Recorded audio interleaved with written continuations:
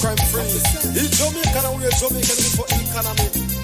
No more breeder lasting. Revelation set. Eat what we grow. Makes it time for Agro Buzz, our weekly agricultural program here on the sunny side. And today, we're talking about artificial insemination. And we have Emelio Archer, who is farm manager at the Minard Estates Farm in St. Anne. And the Minard Estates Farm, Derek, has the purest breed of Jamaica Red Pole, Brahman, and Jamaica Black herds.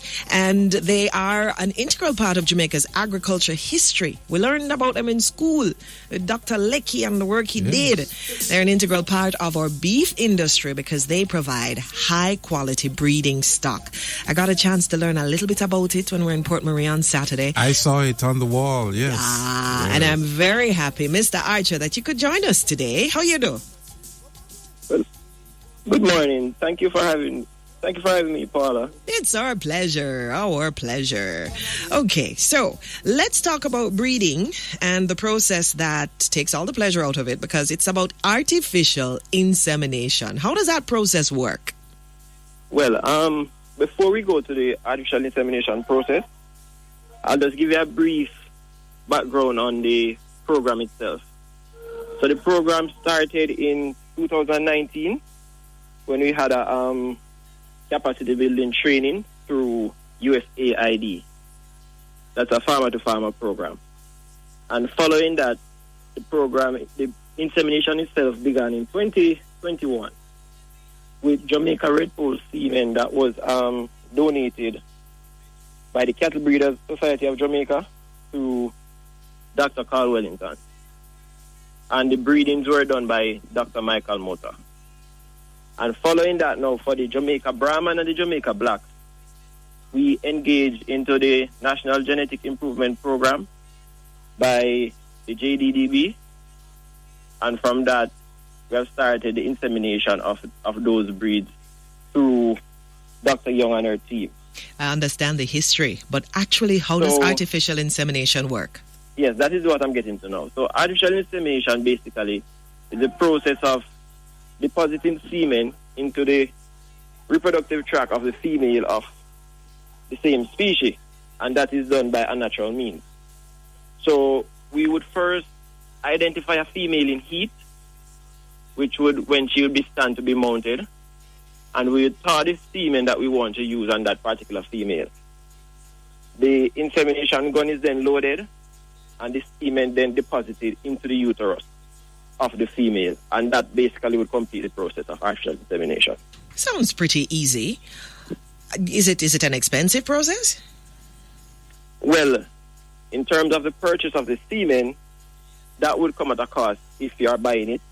And it depends on the particular bull that you want, because the quality of the bull will determine the price of the semen and also the equipment needed for the process. So it can be expensive. All right. And now, how does this program benefit our economy? So the direct benefit that we will see from this program is that the newly introduced genetics that we'll have on the farm will influence the cattle now that we are selling to farmers. And from this, the farmers will end up with more productive animals that are actually producing better carcass of the quality where we can now supply more prime cuts to the hotel and restaurant industry.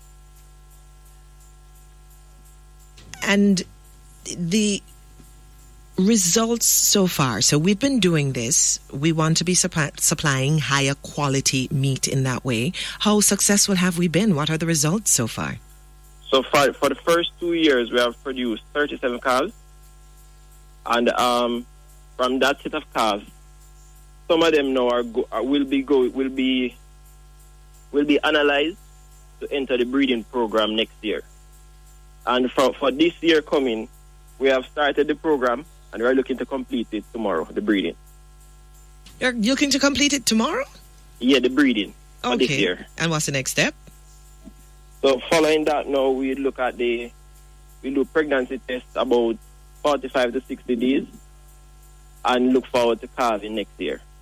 What breeds of animals are suitable for this particular program?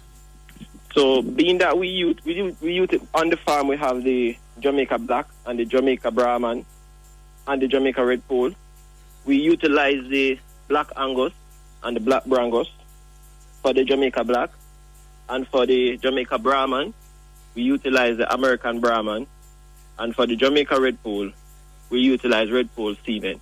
But all these semen must be approved by the Cattle Breeders Society of Jamaica to ensure the purity of the cattle. Okay, so they're keeping the quality high. And this is all happening at the Minard Estates Farm. Yes, it is. Yep.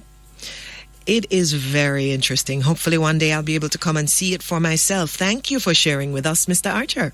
Yes, you're welcome. All right. Now, folks, it's happening at the Minard Estates Farm because that farm is the genetic bank for the 3 local beef cattle breeds.